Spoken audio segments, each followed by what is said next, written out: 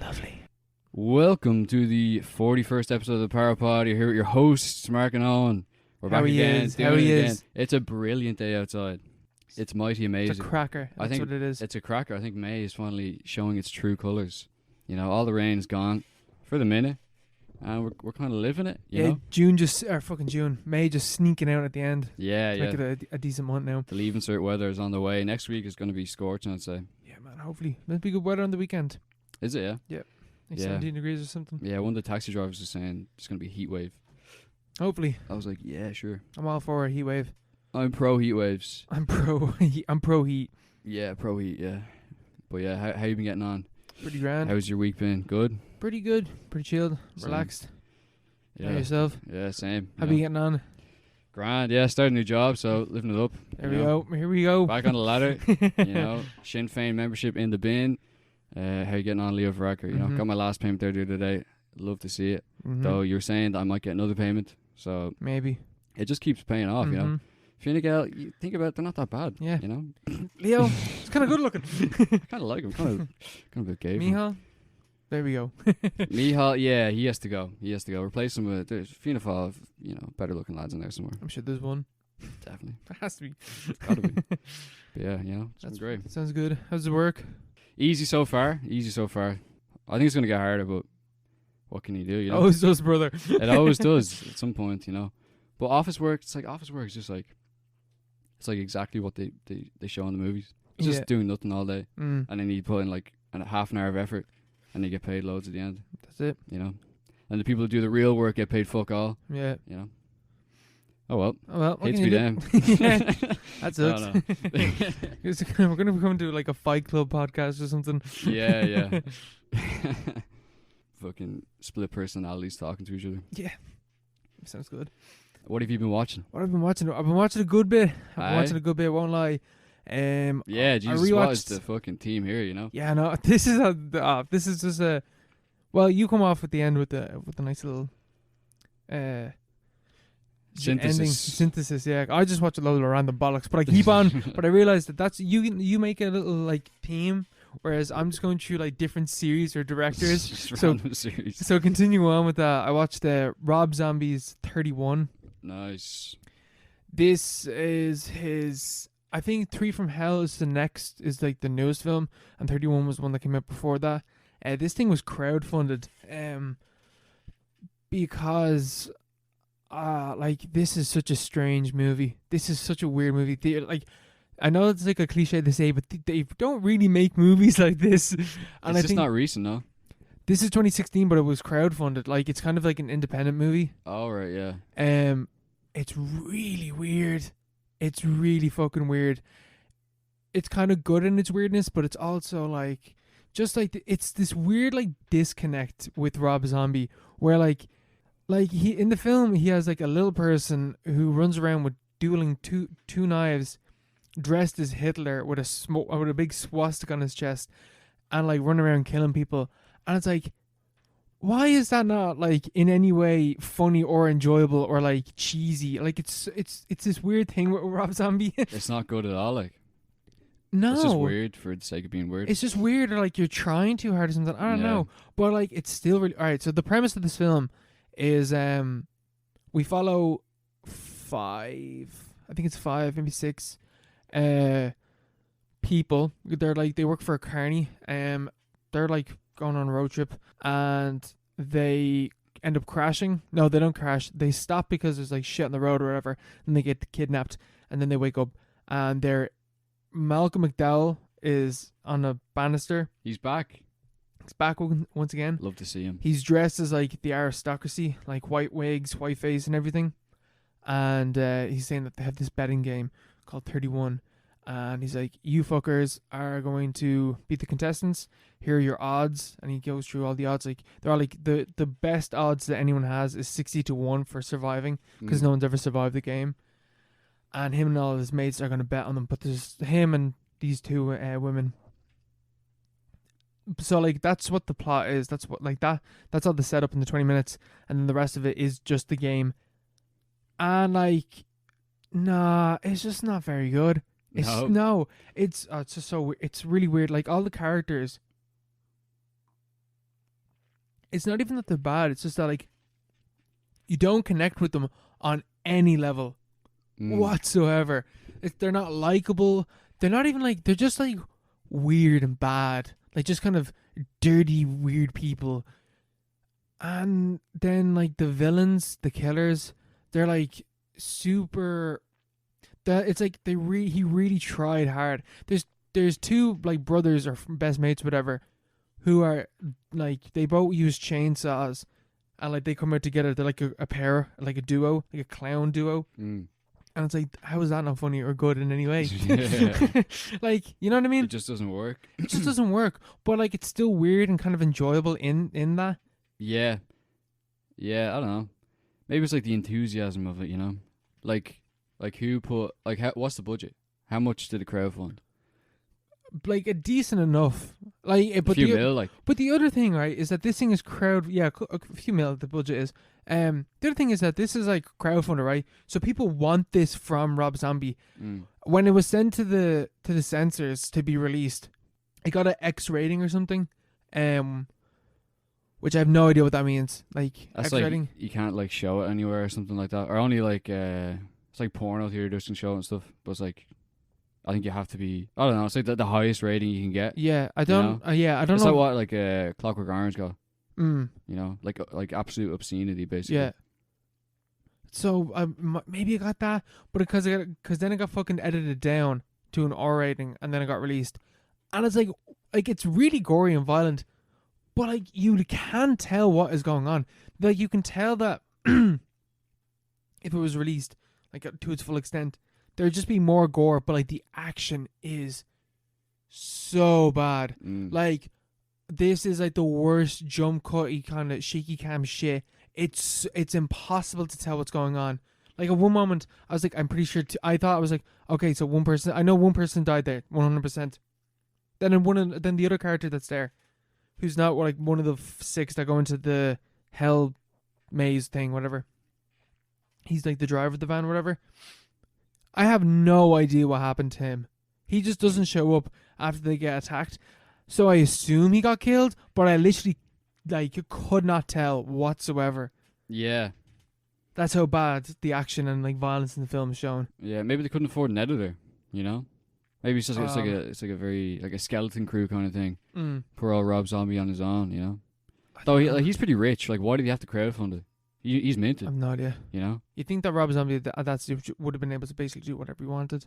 Yeah. Like, he's a multi-millionaire. He's probably worth like tens of millions of dollars. You know, just spend a bit on getting an editor or whatever, you know? Weird. A few lads. Fund your own films and stuff. Yeah, it makes no sense. I don't get it. Because, like, you think, like, crowdfunded, it should be what the people wanted. Yeah. But, like, it's an edited down version of that. Yeah, is there any good example of a crowdfunded film? Don't think there is. I don't think so. Like, most of the time it's just a scam. Yeah, like, you know? well, yeah, what's something that's, I don't know. What films were crowdfunded? Can you name one? No. Yeah. Not a single one. Like, I can't name any, so. I know there's loads of, like, fucking, I'm pretty sure your man from Scrubs did one. It used to be, like, mad, remember when they had Kickstarter and stuff? Yeah, Kickstarter. That was a big thing back then. People had movies and stuff. Loads of indie films got made that way. But I don't remember any good film coming out of it. Oh, I'm gonna look here. Kung Fury. A girl walks home alone at night, which apparently is amazing. Oh, the Iranian film. Yeah, that was crowdfunded. Yeah, that was who? I have no idea. That's what just came up when I looked up crowdfunded movies. In Iran. Didn't know they had Kickstarter in Iran. Apparently that movie's amazing. Yeah, that won like an Oscar or something. The Angry Video Game Nerd movie. That's definitely shite. Yeah, so like a load of shite. But like Super Troopers 2, which... What the fuck is that? So I've heard of Super Troopers. I have no idea what it is though. Oh, that film Iron Sky with the Nazis. That thing was crowdfunded. Although why the fuck did Rob Zombie's 31 not show up for that? Maybe I don't know. Maybe this was crowdfunded, but I'm pretty sure I've read that somewhere. That this was. Yeah, I thought that was. Anyway, fuck it. It doesn't matter. Too late now. I've already spent 10 minutes talking about it. I already thought it's already been said. I'm not editing that out. But even still, even regardless of that, like the characters, like none of them are like engaging in any sort of way, except for one. There's this one dude called Doomhead, and And at the start, it's like black and white, and Doomhead walks into the room, and it's like first person, and it's just him giving off this really intense, creepy monologue. And then and then it cuts, and it's a priest in the chair, and he's asking them to like let him go or whatever. Then Doomhead kills him. But like, you're just like, whoa, that dude's fucked up. This film's gonna be extreme, and like the intensity of that scene is really in like a weird contrast to everything else, because all the rest of it is never as intense as that opening moment. Yeah. And the fact that it's in black and white and stuff like that. So it's just really weird. Like that bit is just, it's very strange. And then when you meet Doomhead later on, he's the most interesting character, but then like the way that they introduce him, and they're like, oh, we're gonna get Doomhead in, is they're all going like, oh, get Doomhead can sort this out, Doomhead can kill the rest of these, and we can end 31. And so they call him, and he's just there like having sex with this girl, and it's just like, this is like the hype of like the mystique of Doomhead as this like figure like walking through this and like through this world, whatever, has been completely shattered because you've introduced him now. The first time we see him, besides like that opening moment, which is so intense, is him having sex with this girl and just like screaming and stuff like that. It's like, yeah, you blew it, lame. And so like you're just like, well, now the balloon has been popped, and like Doomhead is now kind of like any other figure in this film, although he could have been something. yeah Doomhead's a cool name as well. And even like when he gets into the game as well, like he walks into a room and like him like painting his face, whatever, and like you're like, oh, this can be cool, but then he starts talking to himself and like explaining to you how he feels. Yeah. And I was like, and then he turns around and he just starts punching himself in the face, and then he walks out and he's got blood all over his mouth, and he like wipes it, and you're just like, if there wasn't the talking, that could have been cool. Yeah. That's the thing. You shouldn't have your characters explain how they feel. Doesn't make, that's like rule number one. Show don't tell. Yeah. Let the actor emote. Yeah. You know. And then he walks out and he slaughters him straight away. But yeah, you know, it's What's just that? So what happens at the end? So the main character is Sherry Moon, Zombie, Rob Zombie's wife. She's in all of his films. She survives. She ends up surviving the game in 31, so she doesn't die. So they're like, oh shit, what do we do with her? And then Malcolm McDowell's like, oh, we'll figure it out, whatever. But then she's like walking down one of the roads after the game, and like Doomhead was about to kill her. Yeah. Like he was strangling her for ages, and you think, oh, she's dead. But then he lets her go because he wants to toy with her. But then the alarm goes off, and he's like, oh fuck you, bitch, and then he walks away because he's not gonna kill her outside of the game. Like that's his, like it's like an honor kind of thing. But then he's walking off, and she's walking off down the road, and he's driving, and then he stops and he gets at the car, and he's like, oh, what's up? And like he kind of starts on or whatever, and she turns around and she like closes her fists, and then he smiles and he takes out 2 knives, and it's like, he even blew the thing of his honor thing, which could have been something as well. It's like, he's only this psychopath on the job. He only unleashes it then and now. Like in this one time, it's like a purge thing for him. Yeah. Where like this, because they only played this. It's called 31 because it's Halloween, and they only do this every Halloween. All right.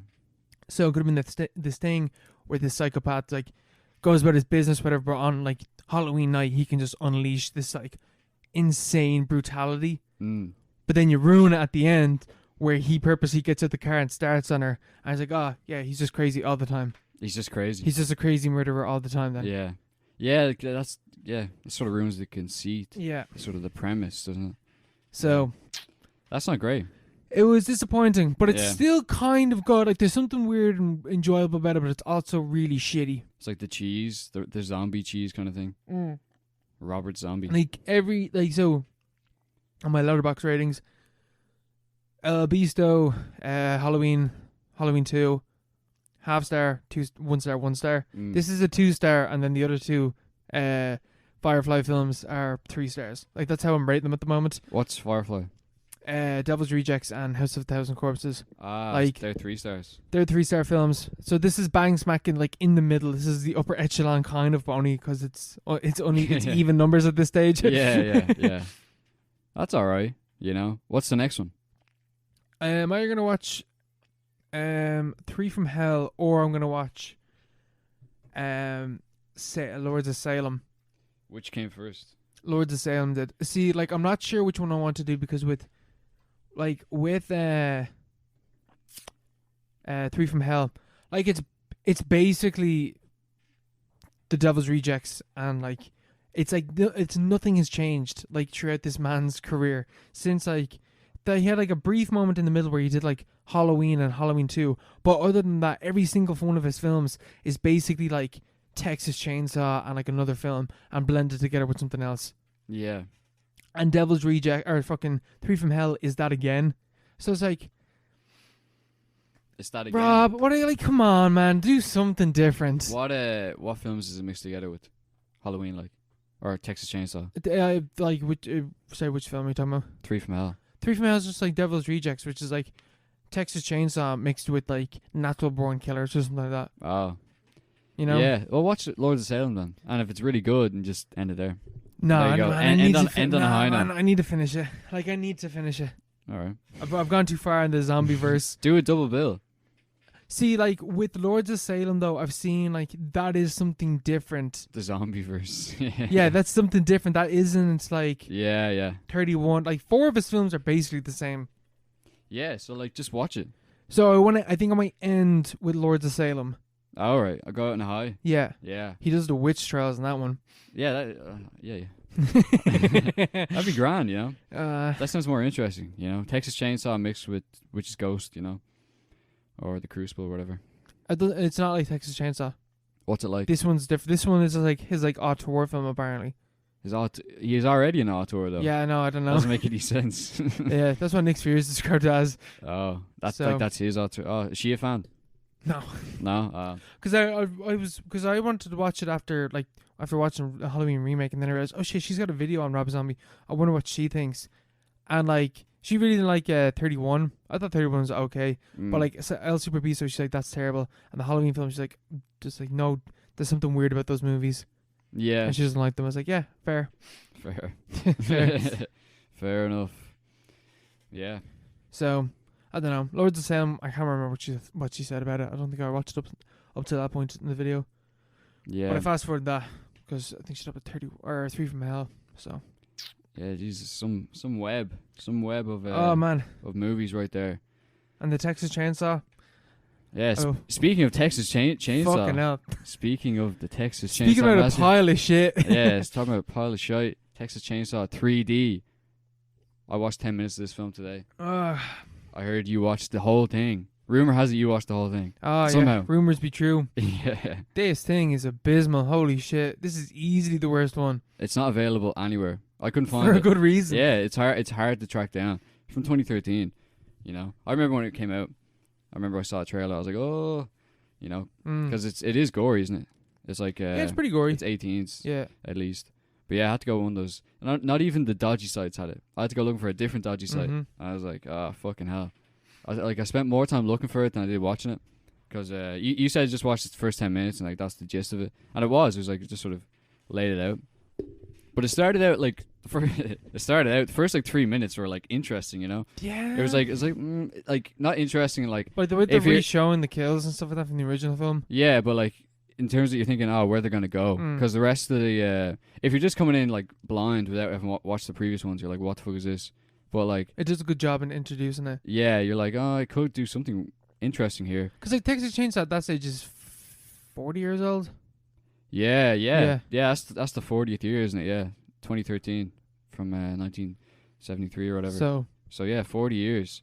But and like a sequel, you know, introducing that kind of way is kind of, it's a decent idea. But then they get to the present day, or no, not the present day. They get to the part where they continue the story. Yeah.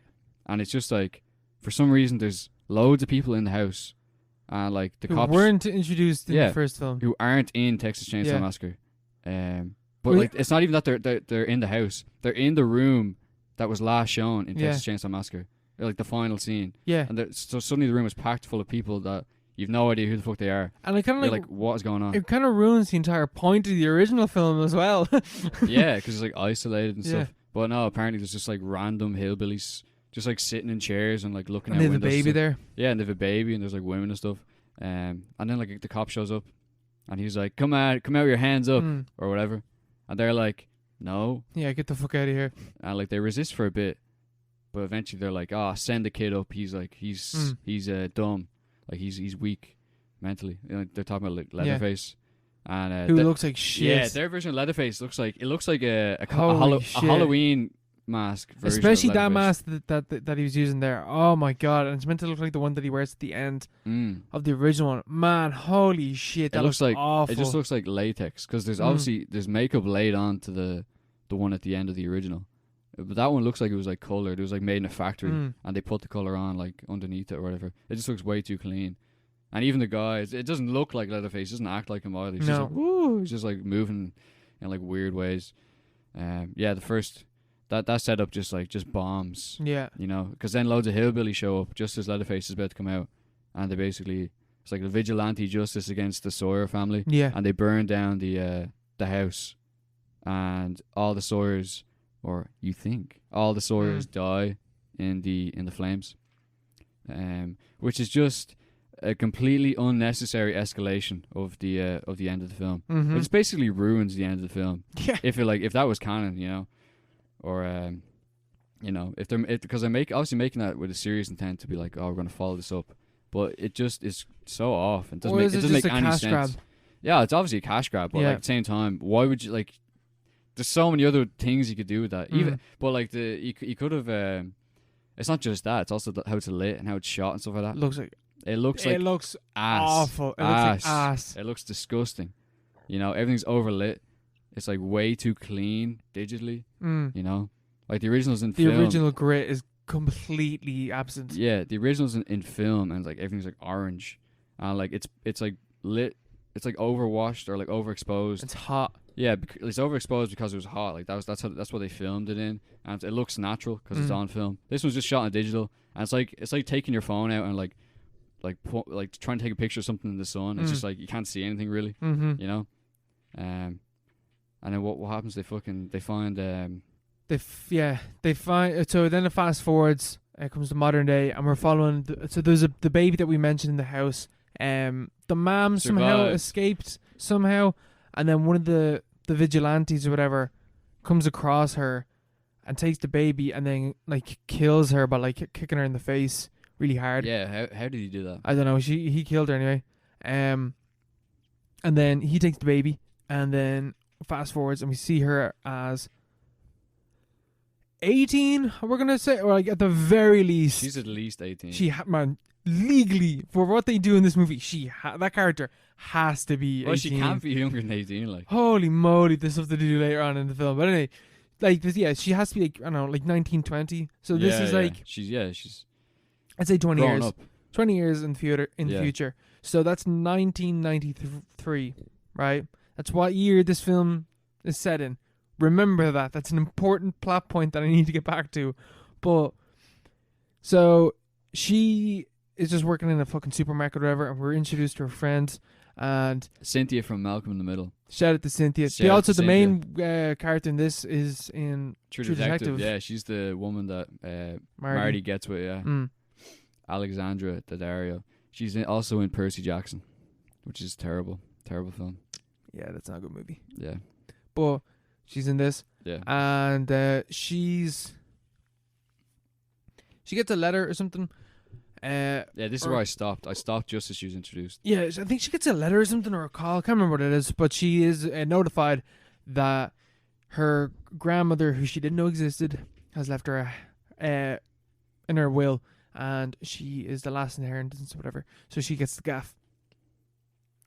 We then introduced to her mom and dad, and her mom and dad are like so incredibly abusive, and it's just like, why did these people take the baby out of the fire? Like, why? Because they still hate the Sawyers, which we assume is why they're like so mean to her. I was like, why would you raise this baby then? Like, if you didn't want to? What a waste of money.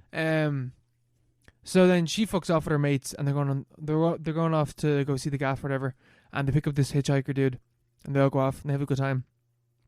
And then they're walking around the house, and like, this is crazy. And then she goes into the graveyard, and I think that's the stage where you see that like there's tombstones in the garden with the Sawyers written on it, where the family in Texas Chainsaw Massacre.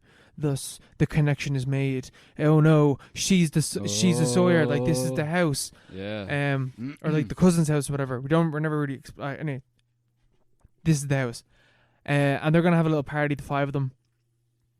But they're gonna have to get drink or whatever, food, some bullshit. And the hitchhiker's like, "Hey guys, don't worry. I'll just stay here and I'll take away the bags and I'll clean up or whatever." And like, "Sure, stranger who we only just met." And they fuck off. And then immediately he starts robbing the place. And he's going around the place and he's grabbing everything or whatever. And then he finds he's been given the entire set of keys to the house as well. And there's a scene before at the start, before they go into the house, where they're talking to the lawyer character, and he's just like, he's telling her, he's running through all the bits, whatever, and he gives her a letter, and he's like, "Make sure you read this letter ASAP. This letter is very important. Have to read this." Completely forgot that he mentioned that up until the end of the film. Like, I've completely forgot that was a plot point. Yeah. So this guy's going around the house and he's trying to rob everything. He's trying to rob all the silver, and he finally finds the door for the big key. And the big key opens a really big door, and he opens the door, and then it's the wine cellar, and he's walking around, whatever. And he starts robbing. He's trying to open the door. There's like the door from the original film, you know, that sliding door. Yeah. There's like a bigger version of that in the cellar, and he's trying to open it. He can't open it or whatever. And then he turns and he's trying to find a crowbar or something. And then he gets up, and then the jump scare happens where Leatherface is behind him. And then there's one of the worst cuts I think I've ever seen in a film ever, where Leatherface starts swinging and then it cuts. Yeah. And then your man's like, it's like the continued swing, but like there's a really noticeable cut, and then he hits the ground or whatever, and then Leatherface kills him. Is it a good jump scare? It's a good jump scare, but then the cut ruined it, because like I was like, oh, and I was like, what the fuck? And I rewind, I was like, what the fuck is this? Yeah, that's not good. Is he at least? Does he look good? Does he look like the Leatherface from before, or has he been hitting the gym for the past 20 years? He's leaned up a bit. He's leaner. A little, no, he's not even. No, not even. He's is like he big, like small guy? He's like a different shape, but like he's more like the Leatherface from Leatherface 3, I would say. Oh right, yeah. He's more like that Leatherface. Fuck that. So looks like kind of shit. Yeah. But anyway, he so he kills him, and then he gets up and he kills. Then they come back or whatever. They start partying, and he kills another one. And then whatever. Film continues. He kills a bunch of them. Then, the main character, is picked up by the police or whatever, because at this stage, Leatherface has chased her so much that they ran through a carnival, like, filled with people, and Leatherface is chasing her with a chainsaw, with everyone around them. Yeah. There's loads of moments in this film where I'm just like, why are you not, like, punching them or, like, doing anything other than what you're doing right now? There's a moment in this film where, like, they're trying to start a car, and like Leatherface is fucking miles away. Yeah. They could easily get up and run, and he would never catch them. And there's like, start the car, to the point where he gets fucking up to the car, and then he breaks the car, and it flips over, and they crash. I was like, what? Fuck no. Like, what's the 3D element in it? Leatherface will sometimes throws his chainsaw at one stage, and I was like, oh, that's meant to be in 3D because it's coming out the camera. It looks like shit now. Special effects in this film are fucking awful. Yeah, what's up with the aspect ratio as well? Yeah, it's really wide. It's like 1 to 40 or something. Yeah, I have no idea. It's like really Lawrence weird. of Arabia or something, you know? It's really weird. Yeah, no, I have no idea. So bizarre. But then she finds out then that her family have been massacred because she's been taken to the police.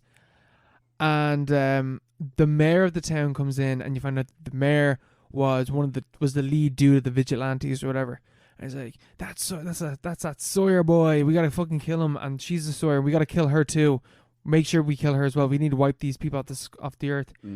Even though there is no reason for this. Like, Leatherface is trying to kill her, and then the mayor's like, we need to kill her too. Yeah. For no reason, just because she's a Sawyer. Does he know she's a Sawyer? Yes, he wants to kill her because she's a Sawyer. Oh, well, that sort of makes sense. Not really, because that's just like, you already knew this. Like this. Oh. This is like an hour into the film. Oh. And he's already met her 3 or 4 times. And he's known then that she's a Sawyer. He doesn't want to kill her. Yeah, that's a bit silly. So then, we she has a scene with the lawyer, and she's like, why didn't you tell me this? And it's like, it was written in the letter. You were meant to read the letter. You were to take care of Leatherface. Your grandma always took care of him. And I knew he was there, but I never told anyone. And you were meant to read the letter, and you're meant to take care of him. And you're like, what? You're like, what? What? Who is this grandma? Also, there's also a woman that she comes across, at one stage. She's like walking around the house, whatever, and she just finds like a dead woman in the house. I was like, who the fuck is that? That's kind of like... They've moved into this house. She's moving into the house, and there's a dead woman just lying upstairs, like in a chair. Who is that woman? Like she's like fresh, not fresh. Like she's grey. Like she's been there like not long. Still is flesh. Still is flesh. Yeah, and she's just there. It's never mentioned again. No, never mentioned again. Is it like maybe like a callback to the original where the people are in the attic? Maybe, but one person too would make sense. You know, I don't know. Never explained. Maybe she's the granny. She's not, because the granny is played by the Sally from the original film, like the girl that escapes. Is it? Yes. She was never in anything else, was she? No, not really. Yeah, it sort of shows, you know. But she shows up in the two worst sequels to the franchise that made her famous. But like, so she plays the girl that escapes in the original, who's Sally Hackett, whatever her name is mentioned in this film at the start, and the actor of that character is the grandma of the woman who is taking care of Leatherface. That's who she plays. Out of all the characters she could have played, she plays that specific one. What are you doing? Why are you doing that? It's an homage. Bill Moseley, who's chopped up in Texas Chainsaw Massacre 2, he plays the dad at the start of this film. Chop Top? Yes. Your man from Rob Zombie? No? Yeah. He had a real career. He actually had a go at it. He's in so many movies. He had a real go at it, to be He's fair. in loads of... He's in, like, basically just every like, kind of cheesy, shitty horror movie. He's in, like, all of them. Yeah. Fair play to him, because he was just in a fan film, wasn't he? Yeah, he was just in a fan film. And he ended up... And he's like a horror icon now. Yeah. Wow. That's gas. He did it. Fair play to him. And then your one who plays the actually iconic role is just fucking relegated to playing grannies. Grannies of semi-relevant characters in the worst sequel 40 years down the line. Mm-hmm. That's a bit sad, isn't it? That's a bad agent. Bad agent. A bad agent right there. Yeah, because he could have been fucking Jamie Lee Curtis. Yeah, exactly. Scream Queen. He could have been Johnny Depp in Nightmare on Elm Street. Yeah. He could have been fucking... You could have been Johnny Depp. You could have been Johnny Depp. You could have been that... what's that kid from the Goonies? Corey Feldman. He's in Friday the 13th. Is he? Yeah. Corey Feldman. Although I guess that Texas Chainsaw... I don't think you want to be Corey Feldman, though. But then I was about to say, but Texas Chainsaw does have Matthew McConaughey and Renee Zellweger, so I guess Texas Chainsaw does win in that regard. Although Johnny Depp is pretty big. Yeah, that's way bigger, yeah. Well, is it? Oh, they got two. Yeah. That overflow, that like combats. That wins. So yeah, she's meant to take care of Leatherface. That's like the reason why the granny inherited the place. But like, the only thing is, why would the lawyer not tell her that? Like, why would the lawyer be like, here, by the way, there's a cannibalistic serial murderer in the basement. Might want to let you know about that. Something bad could happen. All of her friends die. Like, every single one of her friends dies. And the lawyer knew. And the lawyer knew. He'd be legally accountable in that case, you know? Yep. Yep. He's going to get, you'll be stripped from the bar, like. He's a good guy, basically, in the eyes of this film, though. Oh, is he? Like, tonally. He's like a good guy for doing that. Yeah. And so... So when she was in the fire, her mom was wearing a Sawyer necklace thing, and that was burnt onto her chest, right? So she gets captured by the cops, who are like the main like good-looking cop, whatever, is actually the son of the mayor. So he brings whatever her name is. I think her name is Heather. Heather Sawyer up to the meat factory where this all began, and they bring her there, and he ties her up, and he ties her up with her hands like across, like as like kind of being crucified or whatever, like Jesus, hanging. And for some reason her shirt is just open, and like like her boobs are like so like there's so much cleavage, but not like full frontal nudity. How did they manage that? Tape. I don't know how the fuck they manage that. It just Tape? never crosses a certain line. Ah, I don't know. It's just like that's the way it just flows, I guess. But Not it's just bad. like, nice film, nice. yeah, nice. So anyway, she's it's, the reason for this, I assume, like in the context of the film's like lore or whatever, Logic. Yeah. is that like she has the S tattoo, like fucking scar on her, so Leatherface needs to see that, and this is how they combat it. Oh, so but- yes. But like, They have to show him her tits. but like that's the problem. Yeah. Like That's gas. that's just incest then, isn't it? Like it's fucking Leatherface then finds her. Wait, does he have to? Oh, Leatherface finds her and he's about to chainsaw or whatever. He's about to like, because he wants to kill her because he doesn't know that she's his Yeah. cousin. But then he sees the S on her, basically like her cleavage, and he's like, "Oh yeah, you're my cousin, whatever." And then he like chills out, whatever. So then the mayor and the mayor's assistant, this guy that we never met before, shows up and they kick the shit out of Leatherface. Like they beat the fucking shit out of him. Aw. And she escapes, and then she comes back to save Leatherface, and she fucking pitchforks the mayor's assistant, and then frees Leatherface, throws him a chainsaw, and then the sheriff shows up, and the sheriff at the start of the film, he was like put down by the mob. He's like, I can't do anything because there's 20 of you, whatever. And the leader of the mob was the mayor or whatever, so he's just like he lets Leatherface kill him. Oh, so the sheriff watches as he kills. Yes. Ah. Leatherface like saws off his hands, like clips his fucking Achilles, and basically gets him to fall into a fucking meat grinder, and he goes in legs first. It's really slow. It looks like complete shit. It looks awful. But at that stage, Leatherface is an anti-hero Yeah, for some reason. for some reason. You're supposed to sympathize with him. Yes. Yeah. And then it ends with Heather taking care of Leatherface in the house, and happily ever after. That's not happy at all, is it? Yeah. Yeah. So it's like a kind of it's like a dark take on the tale. On one of the darkest films of all time. But like it makes no sense. Like that makes no sense. Like Is it the Joker of the Texas Chainsaw it's Massacre so universe? bad. It's so fucking bad. And like the thing about the time as well is like a key plot moment is where a cop is like walking through the house, seeing all the massacre that's gone on with the 4 people that have been murdered at this stage, and he's FaceTiming on his fucking iPhone to the mayor and the sheriff in 1993 in this film's fucking timeline. He's using an iPhone to FaceTime. My God. Unless Heather's 40 years old, you know. Fuck me. Unless everyone's aged 40 years. That's just, you know, one of those things. This was remember they had a Piranha 3D as well? And then they have Piranha 3 Double D. Yeah, I remember that. Yeah. Yeah. I remember seeing those trailers. Nice. This is a similar time frame, wasn't it? Yeah, 2013. Is that have an original film? Yeah, Piranha Piranhas. is an original film. Yeah. We should watch that. Someone like famous, I'm pretty sure, directed that. Did they? I'm pretty sure someone that did like a really famous horror film afterwards directed that. Yeah, Piranha. Yeah, I completely forgot about that film because I remember when I was younger, I was like part of the canon, you know, like Friday Night or what the fuck, Nightmare on Elm Street thing, Friday 13th and all. Piranha was in there somewhere, like in my head. How I imagine those films. It's like, the scariest films you could possibly imagine, you know. Yeah, getting eaten piranhas in a fucking pool. Yeah, just piranhas. But I never actually got around to watching it. I've never heard anything about it. Who? No way. Steven Spielberg. Joe Dante. Joe Dante. Yes. Gremlins. Yes. I like Joe Dante. He's good. He directed the original Piranha. Yeah. I think that might be good then. That could be good. When's that? The 80s? 1978.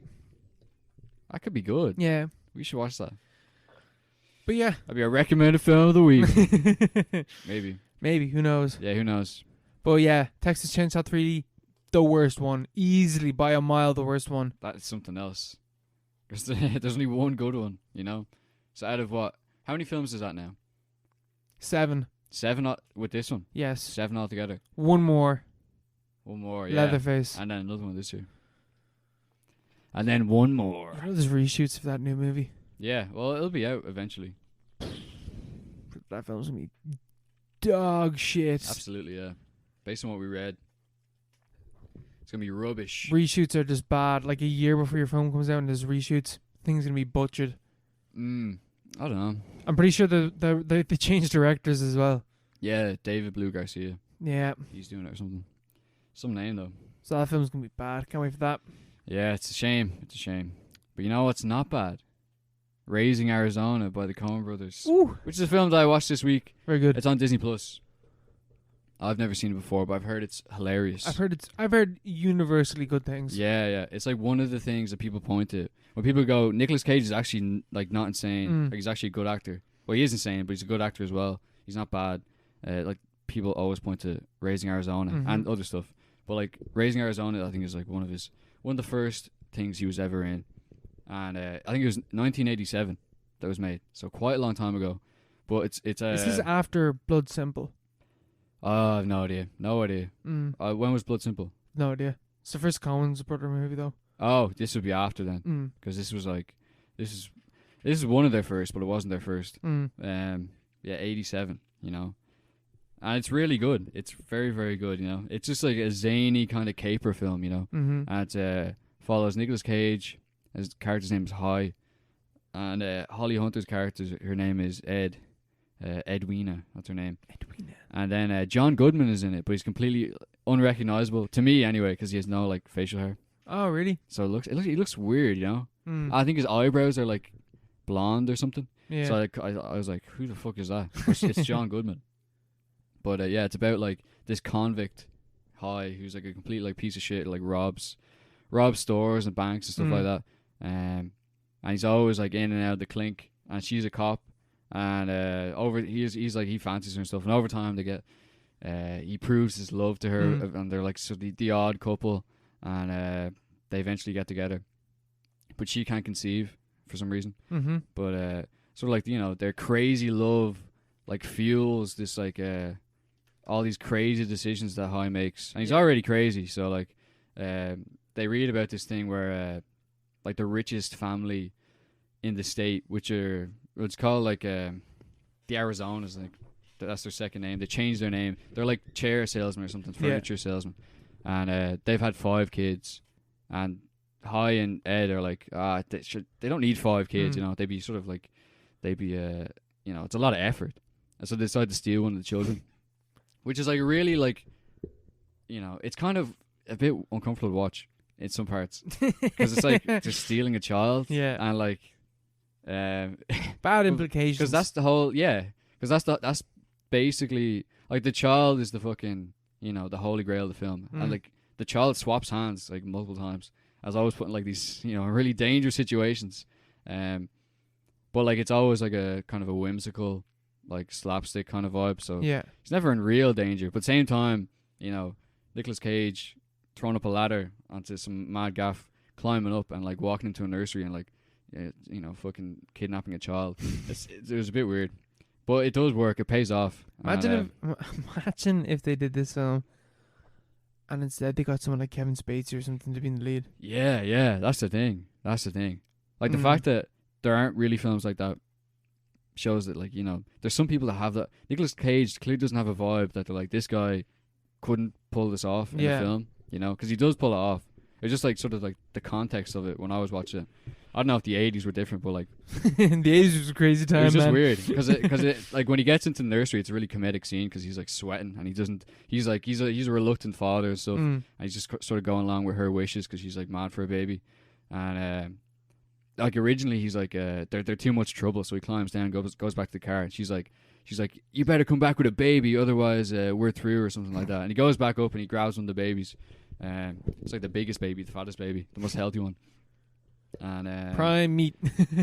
Prime meat, and I can't remember his name, but basically that's their child, and they bring it back to their fucking hillbilly shack, their like little mobile home, and they make a family basically, and they're like settling down, and they're great parents, you know, and she's a very loving mother. It's like, it's sweet, in like a cartoonish kind of way, but then like High's mates from prison, which is John Goodman and some other guy, they come to live in the gaff, which is, you know, bad news because they're like escaped convicts, and obviously Ed isn't too happy about that. She's like, you're escaped convicts, get the fuck out of here. But Hi's like, go on, like they're one of the lads. They're the boys. They're the boys.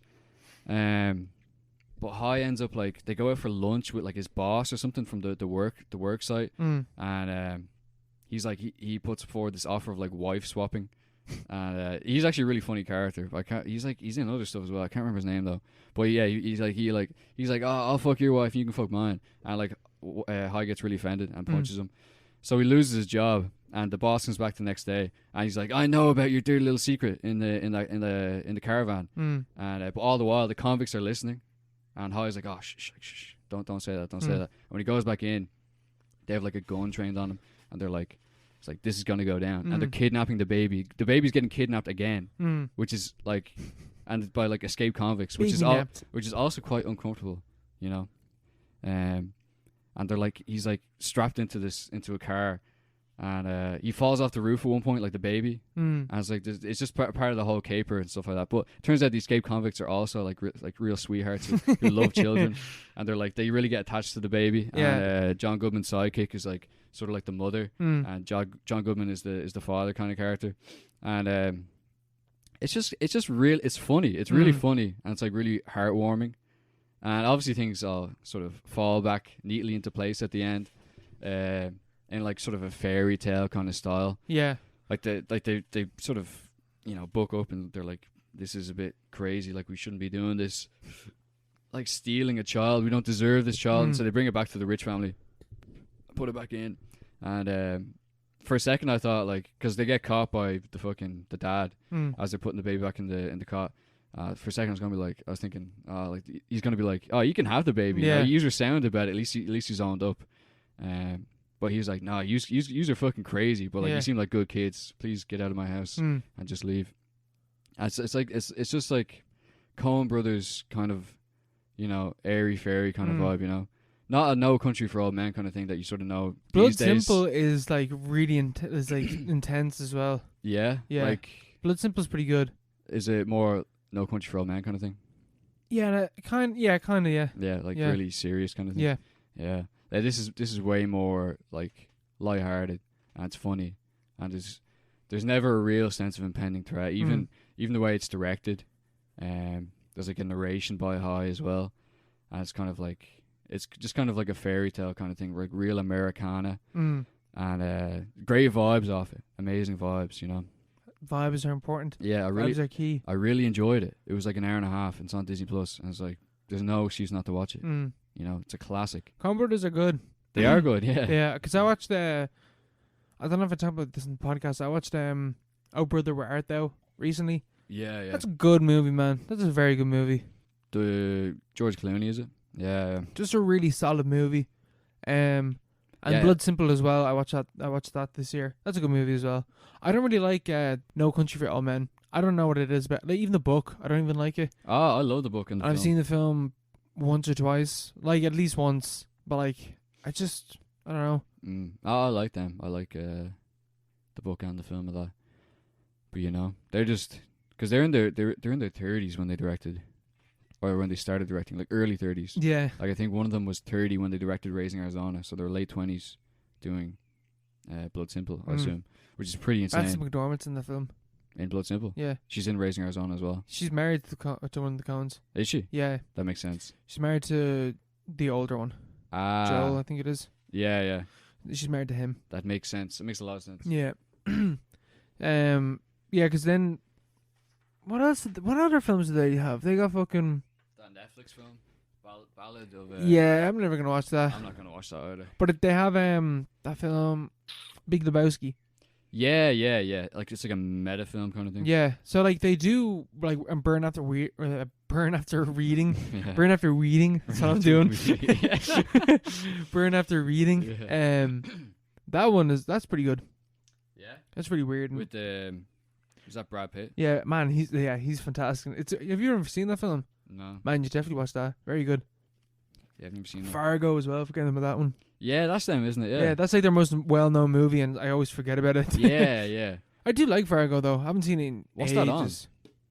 That's not on thing, is it? It used to be on Netflix. Yeah. Oh yeah. I remember that because I remember hearing about it for ages. I didn't watch it till. Have you ever seen it? Huh? Have you seen Fargo? Yeah. Yeah. I didn't watch it till I started watching the series. I have it on DVD. That's how I've seen it. The film. Yeah. Yeah, we didn't have it. It was never on TV. It was one of those things. Yeah, because it's really violent. Yeah, I can't even remember. The guy gets thrown in the wood chipper at the end. Ah, yeah. The wood chipper scene is really famous. Yeah. I only started watching when or only watched it when the series came out, and I loved the series for like 2 seasons. I only ever watched the first season. The first season is probably the best one. First season is very good. Very good. Very Very good. Yeah. Billy Bob Thornton. Yeah. Very good in that. Lauren Malvo. That's a great character. Fucking Martin Freeman. Yeah, Martin Freeman, the Hobbit. He's good in it as well. Yeah, he's great. All the lads are in that, you know. He just plays Bilbo Baggins, but in the modern day. Yeah. Aliens come into it like in the 3rd season, which just it goes off the rails. Aliens are in the 3rd season. It's like Twin Peaks kind of vibe. I don't know. Yeah. I don't know if that like because it's very focused. Because Twin Peaks has a huge cast, obviously. Yeah. Like Fargo is like 3 or 4 characters. I want to watch season 2. Season 2 is good from what I remember. I can't even remember who's in it, but I remember it was good. I think that's the one with who the fuck is in it? I can't remember. Ewan McGregor's in the 3rd one. Yeah, the black lad's the bad guy in the 2nd one. I can't remember his name, and I can't remember the main character. But yeah, 2nd one was good. I'll have to give it a go. Yeah, give it a go, lad. TV, man. TV's good. Aye. Good vibes with TV. How are you getting on with Sopranos, actually? Didn't watch any last week. But I can't remember what episode I watched last. But good vibes, man. Good vibes. Yeah. Good shit. Really good shit. I think I might start a new TV show. Yeah. I think I might watch 6 Feet Under. That's meant to be very good. Yeah, I've heard. HBO. Yeah. Or Pushing Daisies. what's that? I think it's an HBO show as well. Apparently it's really good. I don't know. I want to watch something old, kind of. Not a new show. Man, watch Hannibal. It's class. Yeah, maybe I should watch Hannibal. Hannibal's amazing. It's only 3 seasons. Mm. They're sort of long though. Yeah, they're over an hour, aren't they? They're like 40 minutes. Oh, well then. Yeah, no, what's that? But they're like 26 episodes a season. It was a network show, which is what was insane about the show. Yeah, that's what I'm saying. But you can skip a lot of them, I think. And I think 26 episodes. That's so much. that's a network show. That was why it was so incredible, because Yeah. I was like, "What? How is this on, network TV?" And it was. Maybe I'll give it a go. It's good. Mads Mikkelsen, what a guy! I have to watch more of his stuff. Yeah, what's that film that came out Another Round? Another Round, yeah. You see that story about the director's daughter? No? She was going to be the main character in it, and she died a week before filming. She was like 18. Whoa, what the Yeah. fuck? So it's filmed about like depression and drinking and stuff like that. And he cast his daughter in the main role. Mads Mikkelsen is like, the other guy, and she died a week before filming started.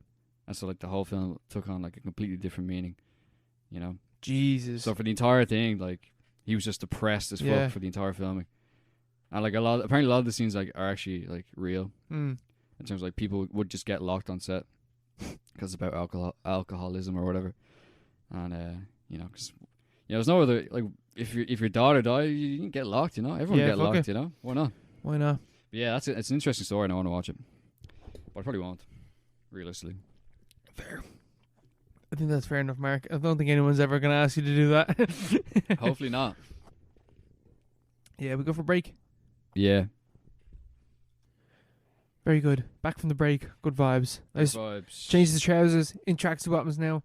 Feeling comfy. Max Cozy. Max Cody. More like Who's that? Thor Ragnarok. Yeah. What a fucking transition. Oh shit.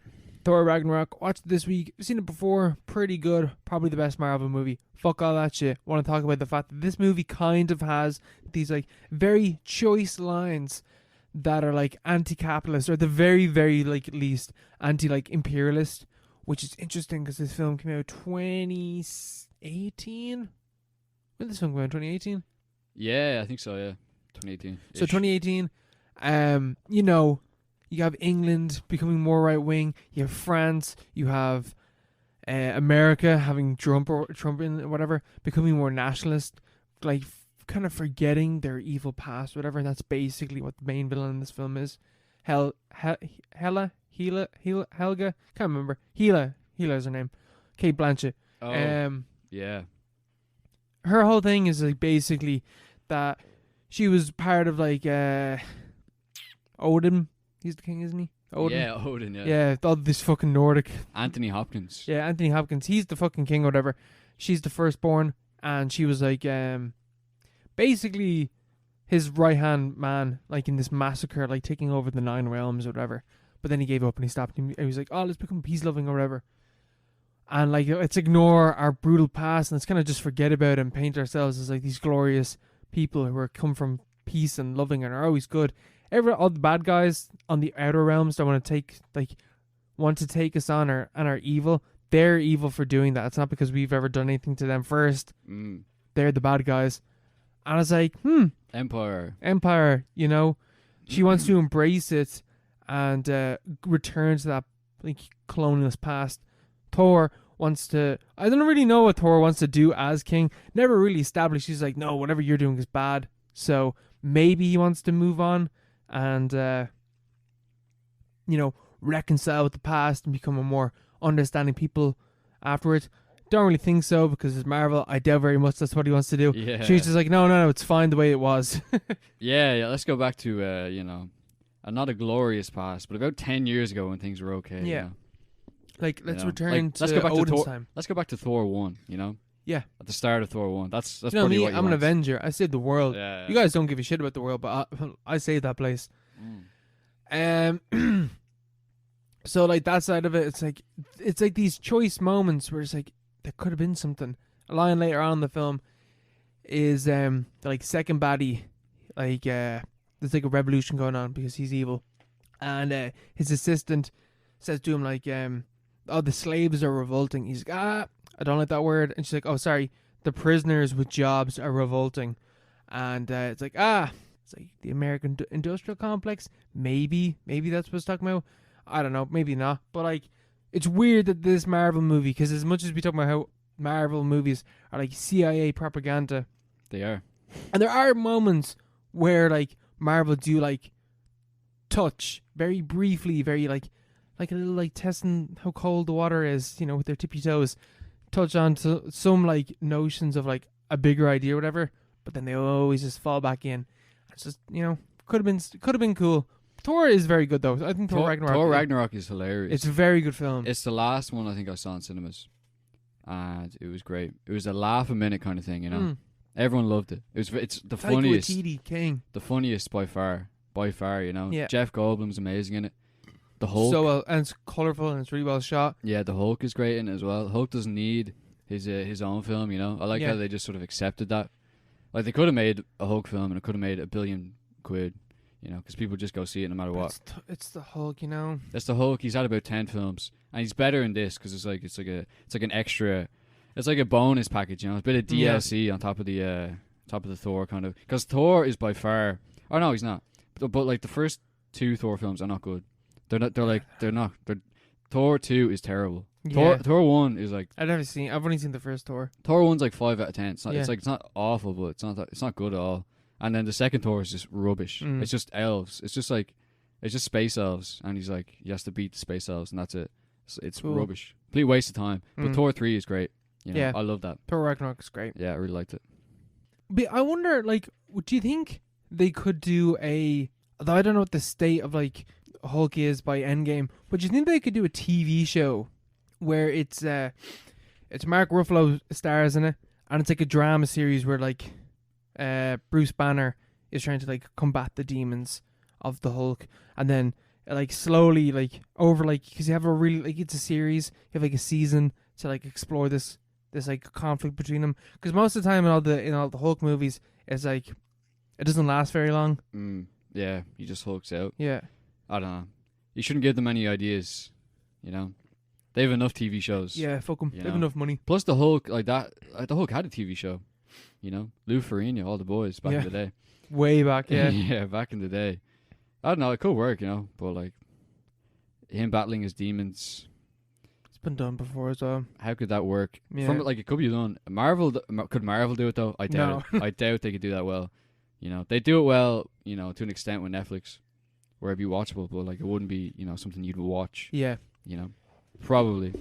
I don't know. I doubt it. Either way, no more TV shows. You know, they've had enough. They've done enough. You see the new Eternals trailer come out? No. Did you watch it? No. No. The Eternals. It's the next phase of Marvel. Is it good or? It's the one with directed by your one from Nomadland. Oh, she's doing one. Chloe Zhao. Yeah. Oh. It has your man Barry Keoghan in it from D1.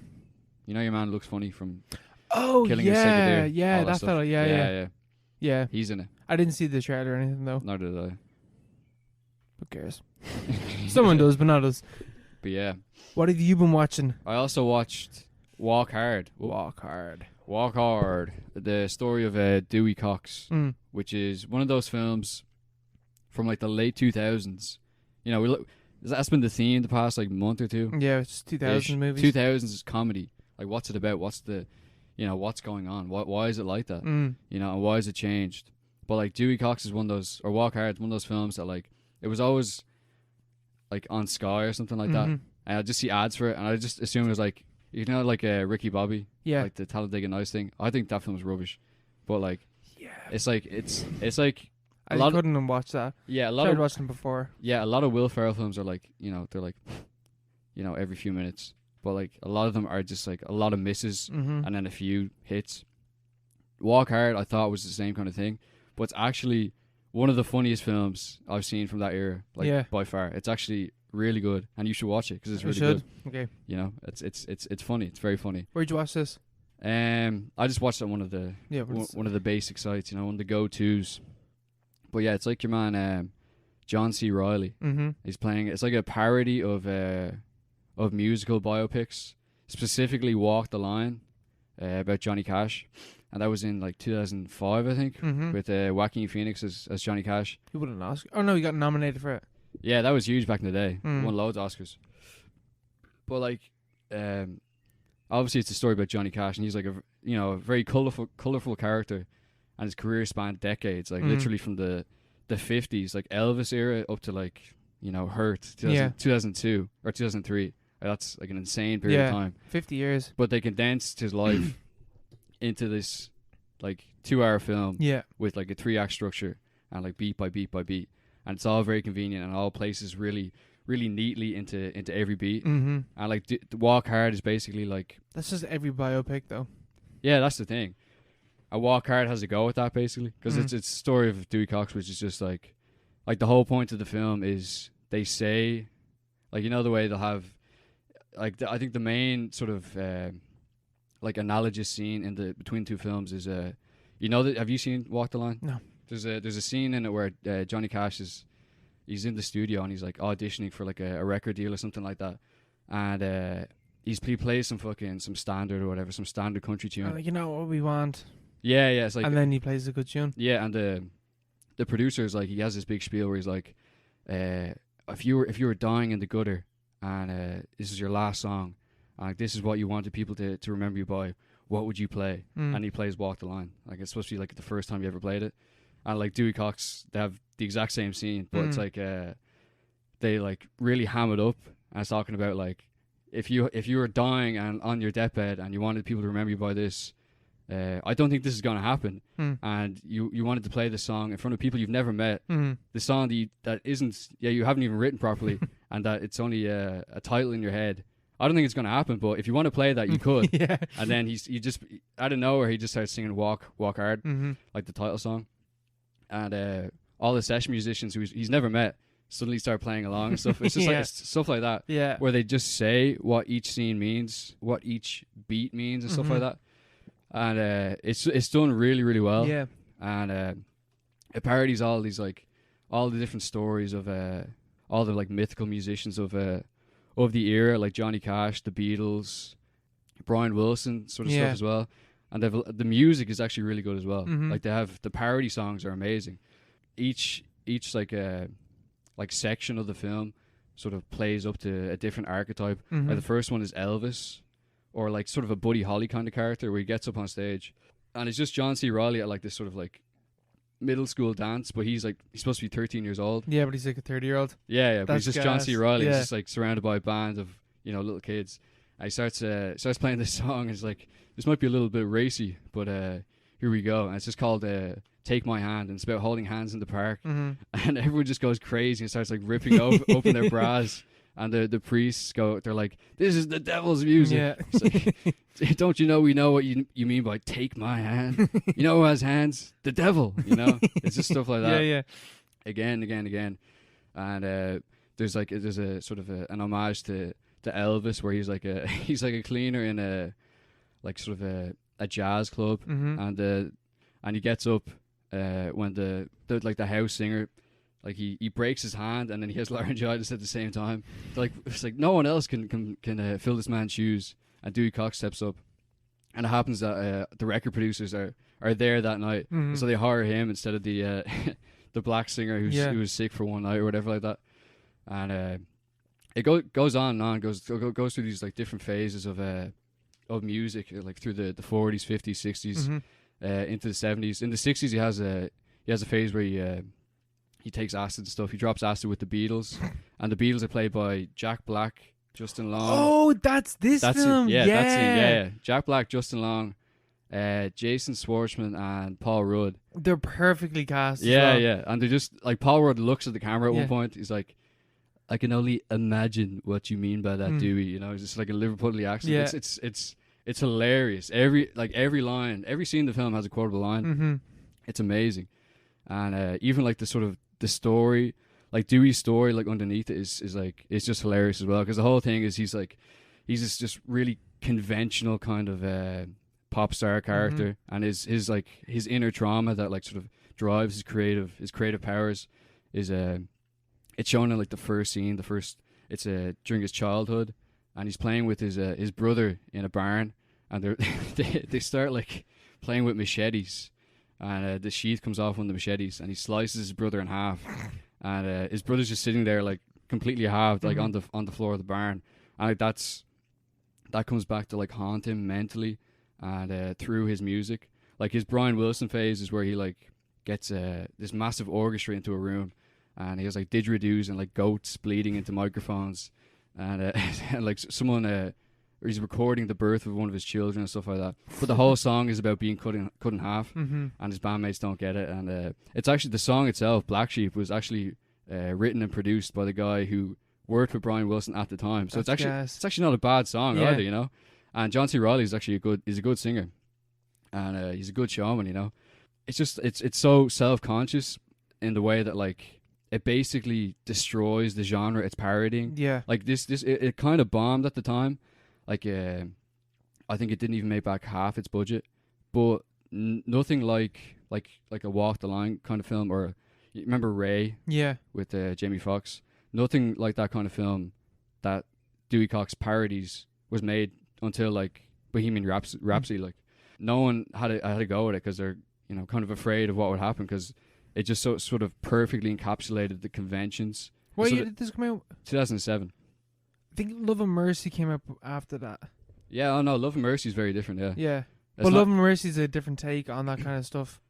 Yeah, no, yeah, that's the thing. Because you have after Walk Hard, you have I'm Not There, which is, remember the Dylan biopic with Kate Blanchett? Yeah, they have to try something.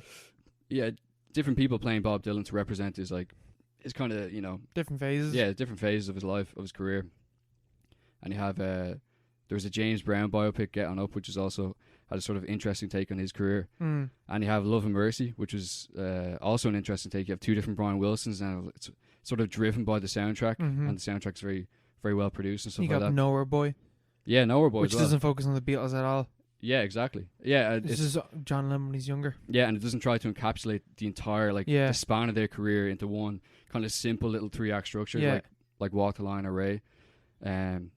So after Walk Hard, they had to approach a musical biopic. You have to do something interesting with it. Yeah, do something different. And it made that genre way better for it. You know, it's one of those films that like everyone shits on those kind of like the sort of parody films that came out around then, like a Scary Movie and like Epic Movie. And a lot of those films were bad, but like the kind of like the ethic of it, like sort of the intention, like parody itself, the sort of spirit of all those parody films, and the satire was actually like it was a good thing for cinema, for storytelling. Yeah, because it sort of it's like Bertolt Brecht, you know. Yeah. It sort of exposes.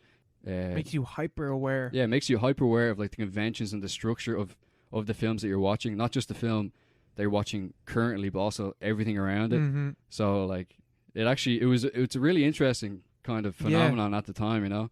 But it's also just it's a really funny film. Like, it's hilarious. I thought, that's the main thing. I thought it was hilarious. Man, this film sounds amazing. Yeah, man, you should watch it. It's got everything, you know. It's got a laugh a minute, you know. Mm. There are so many films at that time that did that as well. Like, there's a specifically horror. And, like, I wouldn't even include epic movies and stuff like that, man. That was just, like, reference. They're literally just pop culture references. They're not trying to deconstruct, like, the genre like Scary Movie did or anything like that. Something like that, you know? Yeah, we have, like Cabin in the Woods and stuff like that. Or even... yeah, Cabin in the Woods. People really like that movie, but Cabin in the Woods is, like, very specific in what it is parodying. Like, just the Cabin in the Woods genre or whatever. But it still has the whole thing with the scientists are trying to find the archetypes of horror, like the whore, the virgin, and like the jock and stuff like that. So it's like it's really leaning into the archetypes and like the structure of the genre itself, rather than just kind of, you know, going straight for a excuse me, like a specifically Cabin in the Woods kind of film. Yeah. Even something like White Chicks, you know, which is obviously not a great film, but I can't remember the film at all. Yeah, but it's like a meme kind of film. But at the same time, it does play, you know, the whole thing they're doing whiteface and like they have to. It's like a really, really basic, really like dumb kind of way to just like critique something that itself is so dumb that the critique actually works. Yeah, you know, or something that's so like egregious. You know, it's just, man, you should just watch Walk Hard. Like, I will. I can't even. I want to quote loads of lines, but like there's just too many. You know. Yeah. It's hilarious. No, I have to give it a go. Great music. Great music. The 2000s started to get good towards the end. That's the thing. That's the theory, anyway. Yeah. You know? Because then you start looking at Tropic Thunder. Recommended film of the week. Recommended film of the week. Yes. And the thing with Tropic Thunder is, everyone says you could never make this today. Everyone says that because of the blackface thing. But the thing is, you can't make this today, because this destroyed everything that came before. This basically, this did a walk hard on, you know, the comedy genre, sort of, you know, entirely. Maybe Hollywood itself, you know, sort of the self-awareness of it.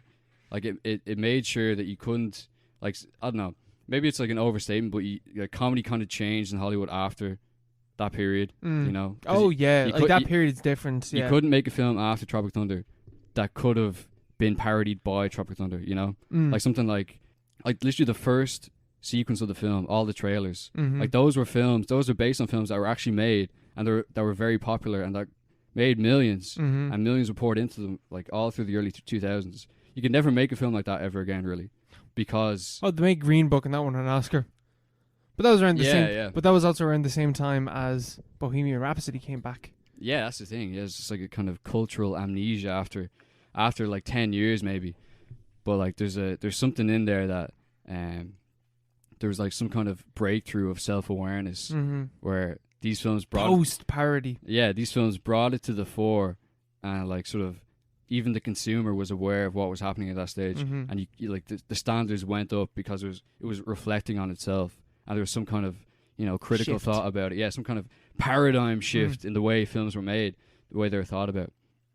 Plus, it's really funny. It's a really funny film. I love Tropic Thunder. I think it's so funny. It is. It's hilarious. I think it's a very funny film. Yeah, like we were talking about the method acting shit like a while ago. That's like critique to a fucking, to the point where you're just like, yeah, method acting is just bullshit. Like, oh yeah. Like it's just a load of bollocks. Yeah, because like the inspiration for the film was like born out of that, out of Ben Stiller's experience. I can't remember which film it was on, but like in the film, Jay Baruchel's character, he mentions the boot camp that only he went to, like all the other stars didn't go to. But like that's what they actually do with war films in Hollywood. Yeah. Like they send the actors. I think it was Empire of the Sun. Yeah, Empire of the Sun. Yeah, they send the actors to boot camps so they know how to like hold a firearm, or like how to move about in like a tactical formation or whatever.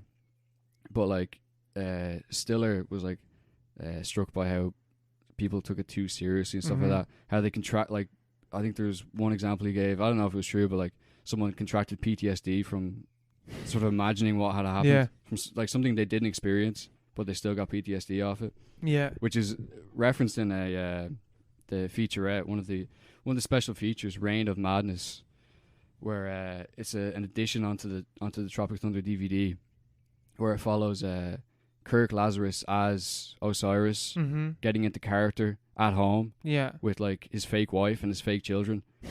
Did you ever see that? No. The one where he's like he puts his son in a bathtub and starts like drawing like random lines on it and like exercising his, like he's doing exorcisms and stuff like that. Did you ever see that? No. Man, watch that. Yeah. Watch Reign of Madness.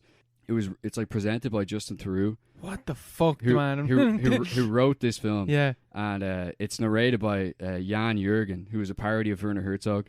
So it's like Kirk Lazarus has lost the meaning of who he is at this stage.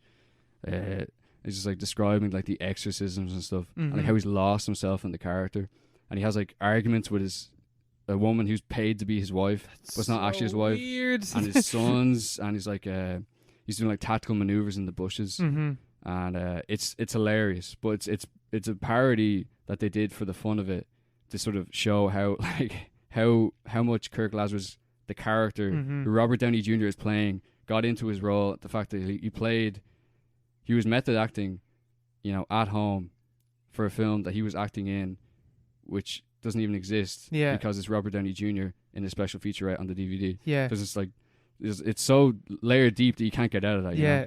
There's like too many layers. No, I know what you mean, because like the level of method acting they go into, like where like the Ben Stiller character being like, he's like a fucking Apocalypse Now Brando by the end of the film. And it's like, you're just like, you're just a guy who's playing a dude who's playing a guy that thinks he's someone else. Yeah. And it's like, I'm the man who does the thing that does that. Like, it just keeps going on like that. Yeah. And it's like, who are you? And then it just ends with like, are you the dude though? And then it's like, fucking Kirk Lazarus just like loses it. He's like, whoa, who the fuck am I? Yeah. I've been playing these characters so much. But it's just like, such a ridiculous piss take on method acting. Like, especially like someone like Jared Leto or like fucking Jim Carrey on Man on the Moon, or what the fuck that thing's called. Like, just being abusive, narcissistic pieces of shit, but like excusing that horrible behavior by being like, I'm method acting, I can do what I want. It's like, you're not that person. Yeah. And and that's even ramped up to the point where he's in blackface, and he's like, there's a moment where what's his name? The rapper character. What's his name? Al Pacino. Yeah, Al Pacino. Where he's like, Ben Stiller like turns, or whatever the fuck his name is, like turns and says like Tug Speedman turns around and he's like, you people just want to stand here or whatever. And Kirk Lazarus is like, what do you mean you people? And then Al Pacino's like, what do you mean you people? So he's just going super offensive with like his caricature, or like his idea of a Vietnam like black general would be, and it's super racist. And even the fact that itself, that Robbie Downey Jr. is actually doing blackface as well. Yeah. Like, there's just so much, like, there's too many layers to it. It's really weird. Yeah. But that's the thing. It's like, it's bulletproof. It's like fucking chainmail, There's so many layers that you can't get through it, Because like this is the platform that all comedy is based on. It's sort of like it leveled the playing field. I think this was a seismic event in comedy in the 2000s, in the late 2000s. This changed Hollywood comedy permanently. I think, Yeah, because something about it. Like, genre films aren't really a thing in the 20s. Well, I guess like romantic comedies still are, but like war films like that, they're not really a thing anymore. Yeah, because you can't. Until you can't like do American Sniper and shit like that. Yeah, you can't do something like that now, because there's just like there's an automatic reference back to Kirk Lazarus, and he like the film is good, but it's like take Robert Downey Jr. out of it, and like the film is like, oh, it's a different film. It's a very, very different film. I think he really holds it together. But like that's like a generation defining performance from Robert Downey Jr. Man, him and Tom Cruise, probably the best performances of their life. Oh my god. Holy shit, Tom Cruise is amazing. Insane. Completely unrecognizable. Yeah. Like, I remember watching this film when I was younger and like liking it and kind of finding it kind of funny. Then when I was like older again, because this film came out in 2008. 2008, yeah. Like, I was 9 when this film came out. I think I saw it when I was 10. Maybe it was 11. And I watched it, and I found some bits of it funny, but I was way too young to understand what the fuck, like what it was doing. And then when I was older, I watched it again. I was like, this is gas. And then watching it again last night, I was like, there's so, like, the way that the film just takes the piss out of, like, method acting and Hollywood as a whole. Like, the fucking, Steve Coogan, once again, coming back in with another comedy movie that we recommended. Yeah. For a shout out with the other guys. Steve Coogan, yeah. He's great in this. He's like just an indie. He's like an indie director that's being pushed and pressured by these major corporations, these big producers, to make a certain kind of film that he's not able to make. Yeah. And there's been so many examples of that throughout cinema, or whatever. But especially now during like the Disney era, or not even Disney, fucking, Justice League, or like Edgar Wright being like taken off Ant-Man and stuff like that, because it doesn't follow the line of like what they want to make or whatever. Like an indie director being pushed and pulled by corporations or whatever. Yeah. It's in this movie. And Steve Coogan is like, well, can't make the movie that I needed to make, so we're just going to do this batshit insane idea, this crazy different take or whatever. And he literally explodes because of it. Yeah, it blows up in his face. Yeah, he's actually based on Richard Stanley from The Island of Dr. Moreau. Yeah. That makes sense. Yeah, so that is that case. Yeah, going back into the jungle, you know. Yeah, trying to film it and all. But yeah, it like really pulls the curtain back on all Hollywood. But like it can only do that because the cast is ridiculous. Like it's like an ensemble cast, like the most ensemble cast you can get. To the point where just like how the fuck is it used making this joke? Like Tom Cruise, Robert Downey Jr., Jack Black, like. But like think about like those actors, like they don't really have films, or if they have made films like that, it's like they know about it. Or even like I Am Sam, like that's what Simple Jack is based on. Sean Penn. Sean Penn is in this film, you know, like all the films. Sean Penn's in this movie. Yeah, he's at the award ceremony at the end. Didn't know that. Yeah, that's gas. They're all like every film that's parodied like directly or mentioned in the film. Like one of the actors is in like the Oscar crowd at the end. But like it's like so like self-aware, like even the fact that your man Four Leaf is a complete fraud. Yeah, complete fraud, but no one gives a shit. Yeah, it's like Walk Hard. Everything it reveals the fraud in every single frame, but like every frame relates to wider kind of conventions and the structures of the industry, you know, in like a broader sense. You know, like Four Leaf has never been outside the United States. Yeah, but he's the one that's getting a movie made about him. Yeah, his story is what the movie is based on. And like he goes out and like he meets up with Steve Coogan on the beach. He's like, let's go into the fucking jungle. We got to make this film the right way. Otherwise, I might not get like a fucking story credit or whatever. And they go into the jungle and Four Leaf has no idea what's out there. Yeah. He's just a wannabe. An innocent American. He doesn't know what's in that. You can't even imagine that there's anything happening in that jungle. Like the minute they go in, obviously there's people in that jungle and like something's happening. But they don't even imagine that. Like they just have mines and like explosives set, and they're just hoping for the best. And they land, and straight away Steve Coogan gets blown up by a mine. But like Four Leaf is just like blown away by it. It's like, how is this? How could this happen? Yeah, which is like, I don't know. I think it relates back to Hollywood sort of stiffs in general, like just sheltered Americans who are just building this facade. And like if they ever go out, if they're ever met by the brutal reality of what is behind the facade, they're just gonna, get blown up or something like that. That's a very good take. It's all smoke and mirrors. Yeah, that's a very good take. They've no hooks for hands either. Yeah, because he's just imagining what it would be like to face the reality or the truth of what you're trying to depict, and you get blown up in your face, and you're completely out of your depth, and you're not able to handle it. Yeah, and that is like that is basically like one of the messages about like how Simple Jack is. It's like you can never imagine what that is, and like they kind of poke fun at like the fact that like Forrest Gump and what's the other one, Rain Man, how those actors won Oscars because they weren't like there's. I like the only way to describe it is the way that the film describes it, and I don't want to describe it the way that the film describes it, because like I don't like the way that the film does that, but the fact that like Forrest Gump or Rayman, like Forrest Gump is like fast and Rayman's really smart, so there's something for the Academy to latch on to like be like, oh yeah, see, like it's kind of like a eugenics. They're like one of us. Yeah, it's kind of like a eugenics thing, or nearly like, oh yeah, this is worth our while kind of shit. Yeah, whereas I Am Sam is just you can't go full on. Yeah. Or else. Yeah.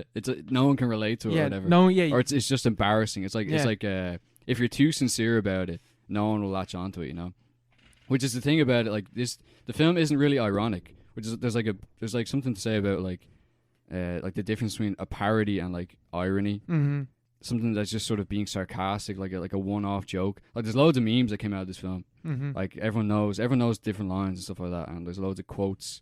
But like it's more about the whole like satire and sort of the parodies that came out of the 2000s kind of canon.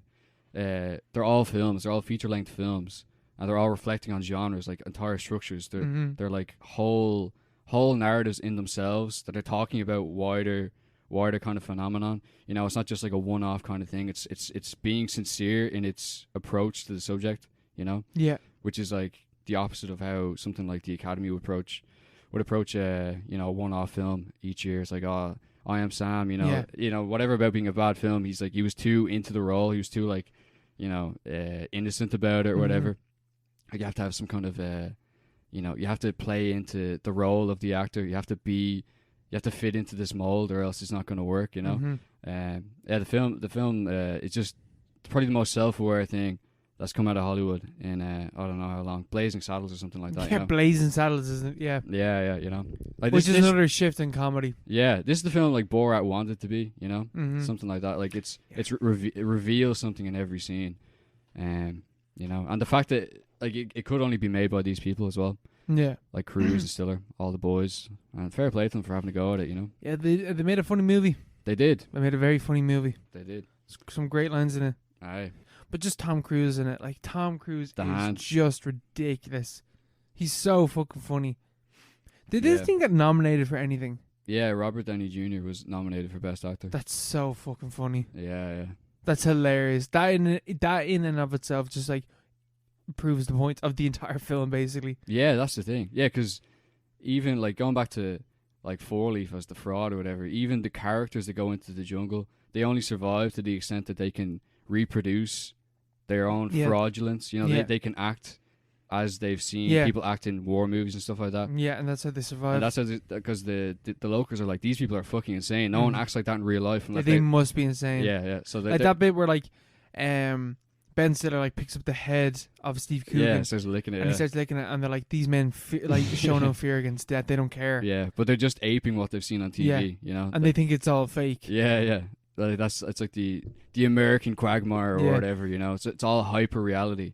And then when they're actually met with the fact that this is all completely real, like it all gets really, I think that's more just like sort of the action aspect of it. Like they have to get out of it, but the escape is completely insane and like miraculous. It doesn't make any sense really. Yeah, he's like, and even like when Robert Downey Jr. like shows the two guns, he's like, I'm a landmine, motherfucker, and it's like what are you doing? Get the fuck. And like none of them shoot either. None of them shoot like, but they all shoot blanks. They can never actually like shoot at them or whatever, but somehow they are never ever hit with bullets that are shot at them, even though they are moving towards the bullets and stuff like that. Yeah. That shit happens all the fucking time in the movie. But it's just it's like the hyper reality that you're talking about, where like even the fact that they're able to go through this thing alive or whatever is ironic in and of itself, and the film is aware of that. Yeah, absolutely. And even the end is like almost talking about like the recuperative power of Hollywood and like American culture industries, whatever you want to say. And they're like, this film was a complete failure and it was a disaster. And obviously many people died during the filming of it, I'm sure, at some point. It's complete fuck up. But their fuck up is turned into a success somehow, just by the fact that they messed up makes it a good film. You know? Like it's not any of the footage really that they captured, it's more the story, the fact that they went in and fucked shit up. It doesn't matter about the people that actually live there or the effects or like the PTSD or the actual war that was happening or what it's based on. It's all about the fact that they had this cool story that can go on and they can make that into a film. Like the film of a film of a film. Or of a book, Yeah, because that's what. Well, then the film strips it back at the end, where the film that we've watched is the story of the making of the book Tropic Thunder, because the film that we've after watched is a film based on what actually happened to. That's like it's like a level of like meta where it's like I can't really grasp like what this is now. Like it's so layered. It's great. It's great. You know, it's just great. It's too much nearly. It's like really hard to like grasp. I don't think that could be wrong as well. I don't know. It's how do you what does it mean? Yeah, what does the ending mean? Ben Stiller. The David Lynch of fucking comedy. Yeah, he's class, you know? Like, fair play to him for having a go, you know? By God, does he have a go? He really has a go, you know, because, like these lads are actual, like, Hollywood royalty, you know? The fucking Robert Downey Jr. is Iron Man. Yeah, he's like, Iron Man, the head of the biggest, like, easily the biggest film franchise in the last 50 years. Yeah, absolutely. Yeah. Like since Star Wars, I'd say. Yeah, and then his dad is like 40 years, was a massive guy. Mm-hmm. Ben Stiller's dad was a massive guy. Like these grew up with this.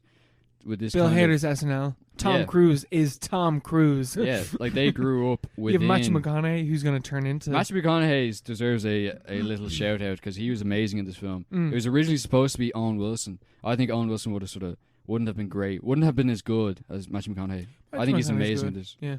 You know, I think he really pulls it off. Him and the son, like that's just it's one of those throwaway things. Yeah, Walk Hard is also full of that stuff. It's just like stuff that they didn't need to put in, but they put it in anyway, and it's hilarious. Regardless, you know, it's like at least you got to, at least you got to choose yours. He just looks at a picture of his son, and he looks so sad. It's just that kid gets a fucking credit at the end as well. And I was like, who the fuck is that? I was like, oh, it's his kid. Yeah.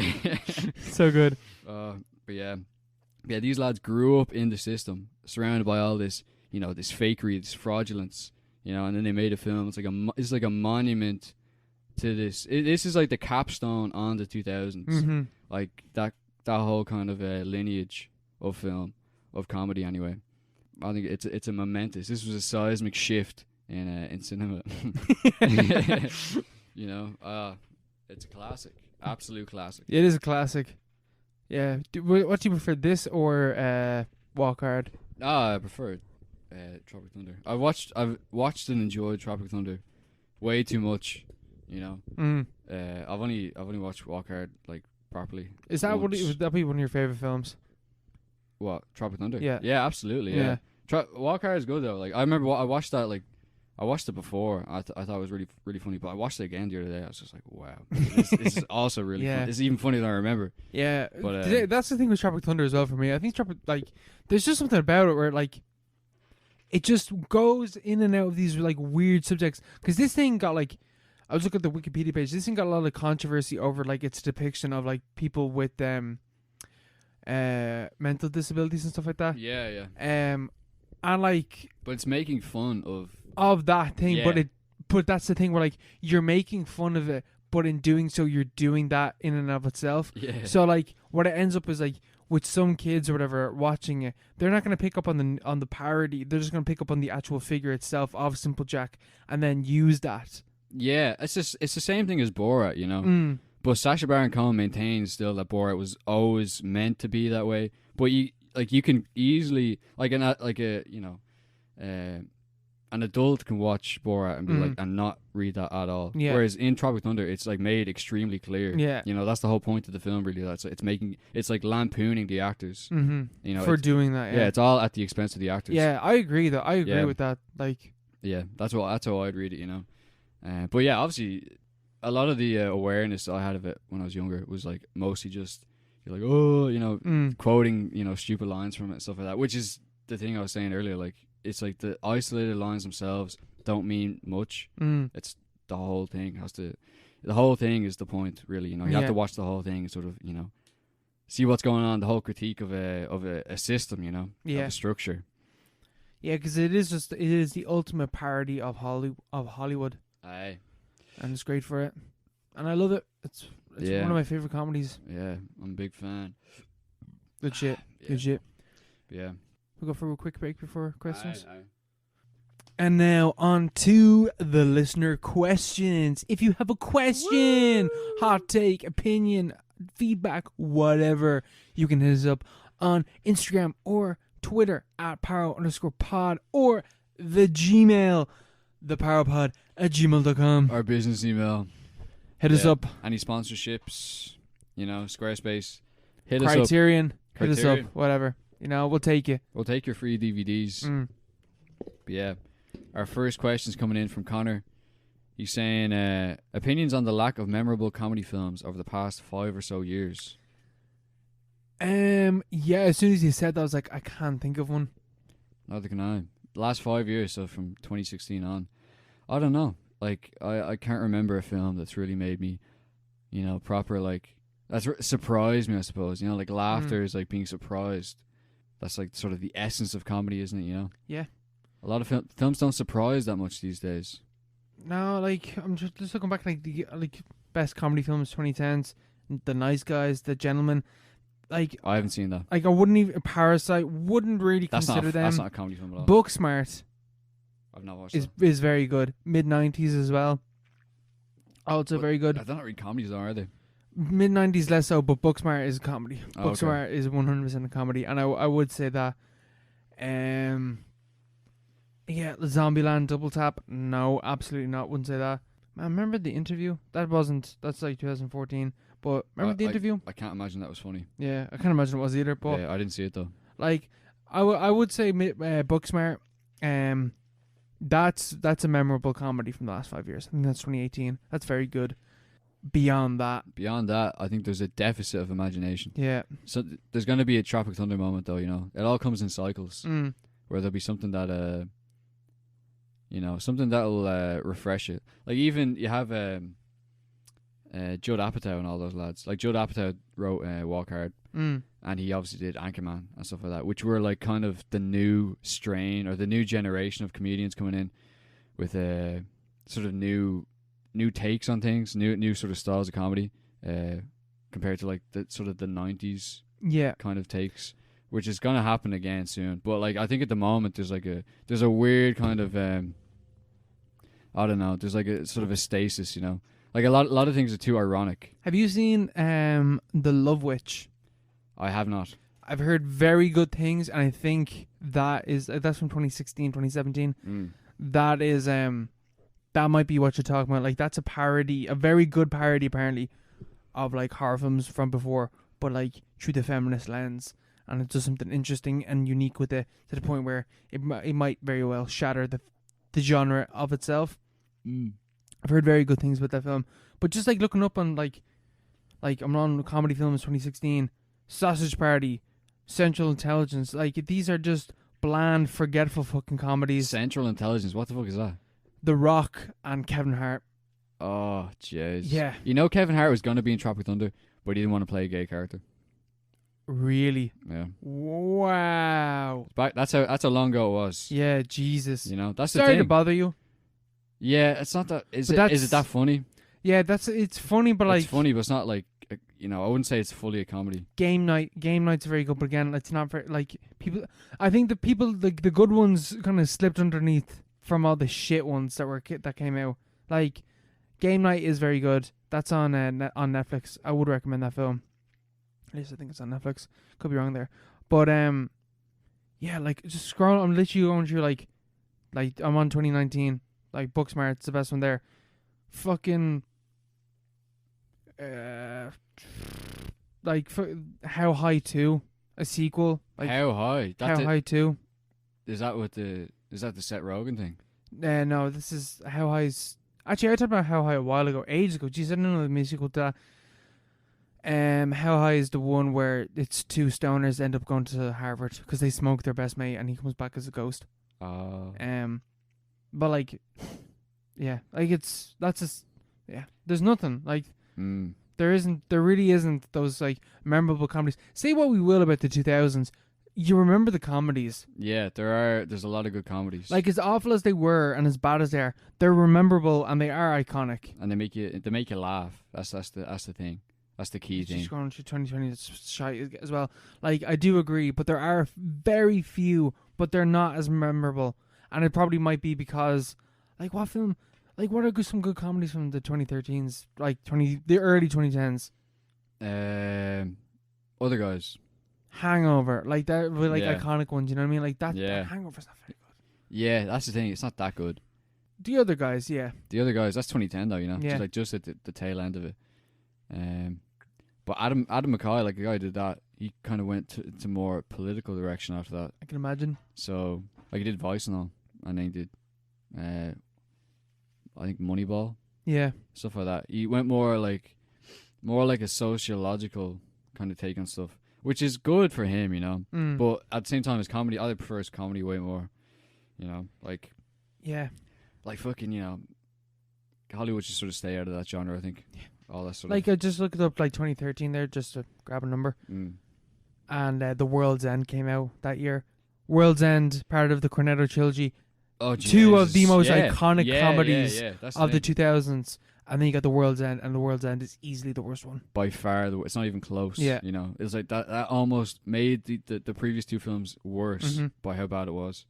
You know, there's something in the air. There's like a, you know, something in the psychosphere or something like that. Sorry, there's two good parodies though, like the buddy cop films, action films. Jesus Christ, that was hard to describe.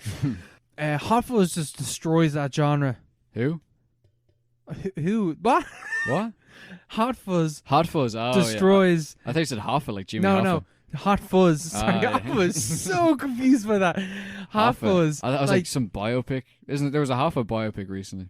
Maybe, yeah. Gary Oldman or something. Was it? But Shaun of the Dead like destroys the zombie genre and stuff like that. Yeah, like these yeah. are good parodies of the genre, and then you got fucking The World's End, and it's just like whatever. Yeah. Yeah. You know, whatever. That's the thing. If you're gonna do something like a Tropic Thunder or a Walk Hard, it has to be like, it's not just destroying the genre. It's like making it into something else. You know, it's pushing it to, it's like, you know, like leaning on it to the point where it bursts. But like it's not gone. It just has to remake itself. Yeah. And do something else. And that's what they do up until like recently, maybe like, you know, fucking Bohemian Rhapsody and stuff like that.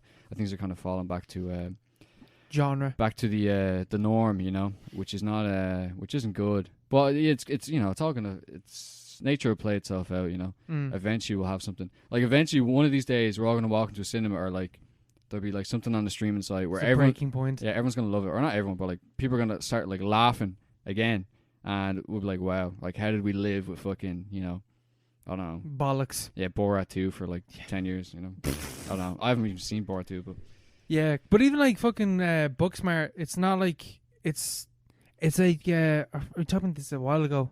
It's like super bad, and like those kind of coming of age comedies like through a different lens, and it does like unique things from doing it. But like these films aren't as iconic as the early 2000 films.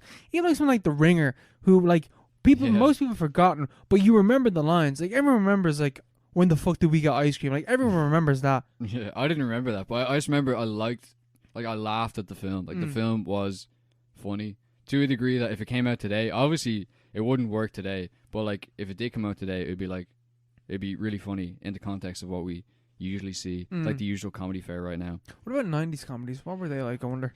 90s comedies, what Friends. Jesus, yeah, yeah. Jesus, we're complaining about 2010s. I wonder what the 90s was like. Look it up. The Waterboy, American Pie, Big Daddy. Yeah, they're Big Lebowski. shy as well, to be fair. Office Space. Happy Gilmore. I never liked Happy Gilmore. Barton Fink. Ever seen Barton Fink? I've heard it's good. I don't understand that film at all. I don't think it's good at all. But apparently it's amazing. Yeah. I watched it before. I was like, what the fuck is this? Yeah, when you look up 90s comedy, holy fuck, these are pretty bad movies. Stuart Little. Are comedies just in like bad movies mostly? I think yeah. Because it's like, it's one of those things. It's like horror.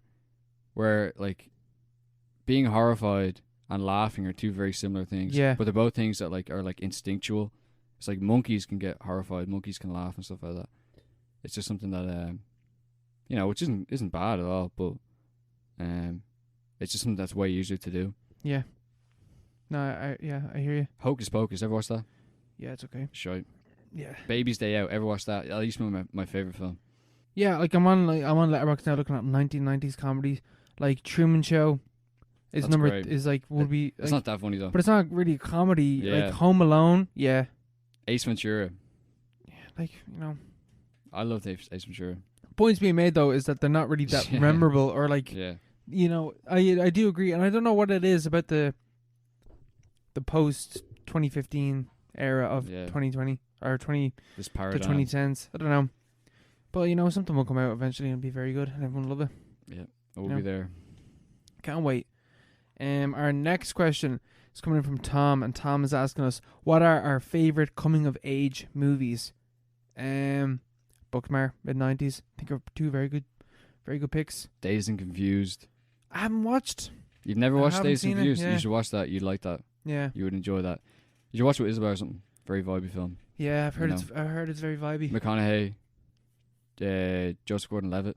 He's in it as well as a little boy, and it's just good, Richard Linklater is very good. Yeah. What do you think about Boyhood? The coming of age epic. I don't think I've ever seen that all the way through. Yeah, it's kind of shite. Yeah, I remember it was just like a big really gimmick. like it. It was one of those gimmick things that the Oscars love. Yeah. Which is like fine, but if you're doing, it's more like the historical aspect of it. It's like, oh, I charted 12 years or was it 12 years? 12 years. But my problem with that is that like sitcoms do that all the time. Like we don't look at fucking Modern Family and we're like, isn't it Two and a Half Men? Yeah. Yeah, we're not like, oh, isn't it amazing that the actors grew up throughout the entire thing? It's like, Yeah. that's basically what fucking comedies do. Yeah, yeah. But they don't get the hype for that. Because why the fuck would they? They're expected to, but we don't expect it with film. Yeah. It's like, yeah, whatever. Like, Plus it's shorter. yeah, it's shorter films, like filming shoots, whatever. Like, there's, I don't know, they're doing 20 minute segments, 30-minute segments, or whatever. Like, actors are doing entire seasons for fucking comedy shows, but we don't give them the credit for, like, the fact that the characters age. Yeah. Wow, he's aging. I don't know. Time works on him as well. Whoa. I didn't find that, and I didn't even find the fact that the boy aged to be very effective when I watched Boyhood to begin with. Yeah, they're still making that, aren't they? He's doing an even longer one, I'm pretty sure. Is he? Yeah. This one's over 20 years, I think. Crazy, man. It's where he gets married and gets divorced or something. Probably. Maybe. Called Manhood. Deathhood. Imagine that's just basically Truman Show at that stage. Yeah, if he films his death. Yeah. That would be pretty cool though. But yeah, Yeah, fuck that. Like coming of age movies, mid-90s, I would say. Eighth grade. Ah, man, me and Isabel tried to watch them. We're like, I can't. Like, we all watched the opening scene. Oh, like, really? Nah, I can't do this. Yeah. I was like, I'm not able for this. It's like it's way too accurate to like an amazing extent. Like it's like excruciating extent. Yeah, to an extent that it's an amazing film, but you're like, oh my god, I can't do this. That's me. That is me. I feel this. I see myself in this. Yeah, and you don't want that. You want that. I don't want to relive this. Like coming of age movies are for that, but like when it's something like 8th grade, you don't want it. Yeah, it's like I see this every night when I close my eyes. I don't need to watch this on my phone. Yeah. These moments are played in my eyes. Yeah. What about something like Lady Bird? What did you think about Lady Bird? I've never seen that. I think it's alright. See, this is the problem with coming of age movies is that like if you don't connect with the character, you're fucked. Like there's nothing else to really latch onto. What's Lady Bird about? It's that Saoirse Ronan one. It's the one where like she's like rebelling against her mom or whatever, and then she moves out. But like, I think Lady Bird, pretty good movie. I didn't connect with the character at all, so then there's nothing to latch onto, which is the problem. I think with coming of age movies as a whole, if you don't connect with the character, you're kind of fucked. Although I think with mid-90s, the vibe and aesthetic is enough to like, if you're in with the vibe and aesthetic, there's a lot to mosey along with. Yeah, that 1-for-1 aspect ratio and everything. Yeah, mid-90s is class. I love mid-90s. Yeah, I love that film. It's very good. Jonah Hill, But you don't need to sort of relate to him. Sonny at all. And Booksmart is kind of like that as well. Like Booksmart, I feel like does enough as a coming age movie to where the point like you can, even if you don't relate to the characters, which I do think would be extremely difficult. They're very relatable characters. But even if you somehow don't, there's enough like gags and like cool shit going on to enjoy, Yeah. Clueless apparently is a coming age film. Clueless is decent. It is. It's a bit weird though that they're like brother and sister. Yeah. Like that's never really talked about, is it? Yeah. That's so weird. I found that so weird. Yeah, no, I find that really weird. I did enjoy Clueless, but at the end I was like, whoa, what? Yeah. There's stepbrother and sister. Yeah, and then it's like, oh, we're only stepbrother and sister though. Have you seen The Graduate? Dustin Hoffman. Yes. Yeah, ages ago. Like that's apparently technically a coming of age movie. I suppose because he makes, it's like he comes of age. He's like, and then you're supposed to like, oh no, don't do that, Yeah, I haven't seen that film in ages. That's one of those films Music that was is on. amazing. It was on like Sky Classics back in fucking 2008 or something. You The know? music is amazing in the film. Yeah, Mrs. Robinson. Joe DiMaggio. Yeah, coming of age movies, they can be hit or miss, but when they hit, by golly, do they hit? By golly. Yeah, great stuff. Good stuff. Will we leave it there? We'll leave it there. So, any recommendations for next week? My recommendation for episode 43 is going to be the Paul Schrader film Mishima, A Life in 4 Chapters. Mishima. No idea where you can watch this, but I'll find it somewhere. 2 hours long. This is a guy who wrote Taxi Driver. Mm-hmm. Yeah. So a serious character. And Mishima, who's Mishima? Mishima is a Japanese dude. He's a writer. Very famous writer, but even more famous by the fact that he performed seppuku as a form of suicide. After his coup attempt. He tried to overthrow the Japanese government. Yeah. And everyone laughed at him. And so he committed suicide. Yeah. So, yeah, weird man. Very strange man. Apparently this is like one of the best films ever made. We'll have a look. We'll gander at it. It doesn't get the Parapod approval. How good is it really, Yeah, we'll see if it gets a stamp of approval. But Mishima, interesting guy. I hope it's an interesting film. We've been talking a lot about fascism recently. We've been talking about fucking... I don't know. We're always talking about fascism. Yeah. We've been talking about biopics this week. So, it's a nice little... Yeah, I'm talking about Paul Schrader. So, yeah. Find it somewhere. Enjoy your week, dear listener. Yeah, have a good one. Hope you have a happy Monday. Yeah. Hope it's a good one. Also, Michelle, thanks for sharing this on Instagram. I love you, Michelle. God bless. Love you, Michelle. All right. Bye, everyone. Bye.